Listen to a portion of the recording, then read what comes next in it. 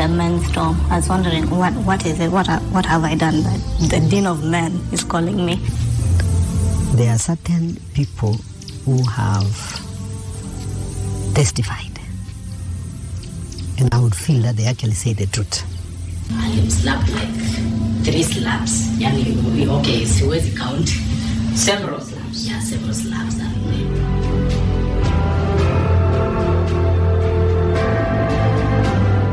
It is not clear how a very, very drunk Mercy managed to sneak and run faster than 2 bodyguards and Scholastica Kamemba. In a further statement to the police, Scholastica told the police investigators she had known Mercy for a straight 10 years. Scholastica said they had become very close in the last 2 years of Mercy's life.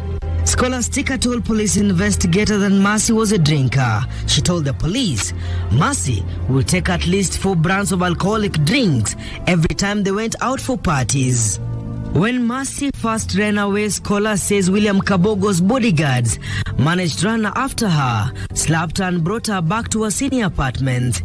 The second time, her niece managed to break away from her and ran off to Ayakiwe. Scared of the darkness, Scholastica says she decided to walk back to her senior apartments to seek for help. Scholastica doesn't say what help she sought for. There is one lady who was also in the same group called Kaigai. That one, she told me that Mercy refused to drink, and she did not see her running away, and she felt that everything seems to be okay. If she has not arrived home, she will come home. But then there is one lady who told me that, Daddy, you should not be worried about Mercy. Don't even look for her. Don't even look for her in mortuary, because Mercy is alive. She's somewhere. And then we found out later that was not true. Reveler Robert Gitau Muiruri claims he saw events unfold the night Mercy died. Robert claims Mercy had been a troublemaker. He says at some point Mercy ran upstairs and tried to access private rooms of guests at Wasini luxury apartment. Later he says Mercy ran off to Ayakiwe, where she sat in the middle of the road before she was brought back to her senior apartment. Just how violent was Mercy for her to overpower 2 bodyguards and outrun her concerned aunt? Toxicology reports indicate that Mercy had taken at least 8 half bottles of beer or 18 totes of whiskey. Was the amount of alcohol in Mercy's body enough to slow her down?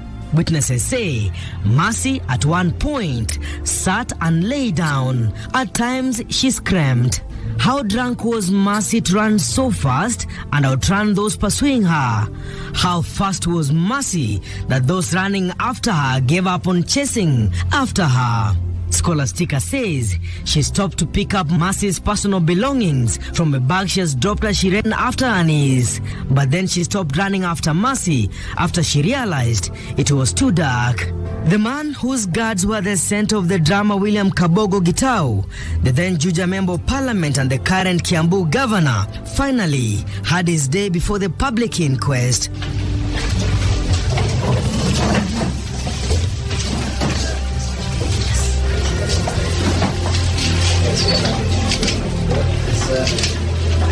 In his earlier statement to the police, Kabogo had told police investigators that Mercy appeared too drunk. Kabogo says that Mercy fell at the door when she went to call her niece, Scholastica Kamemba, who was in the same room with the governor. Kabogo says that at some point Mercy even fell on the apartment floor and hurt herself. The governor says Mercy had become unruly and broke picture frames. He told the inquest that he did not hit Mercy Keino. Manhandle a lady to start with, and secondly, I'm a very drunk person. It would be easier to help them as opposed to manhandle them. It's uncalled for. He only held and shook her and asked her to come back to her senses. And then I stood up and I got her by the shoulders and I shook her and I asked her what's wrong with her. And she was like she had lost it. So I tapped her on the face and I said, "What is wrong? How did you come here? Who are you? What is it? What is wrong with you?" And Kabogo had a message to the family of the deceased.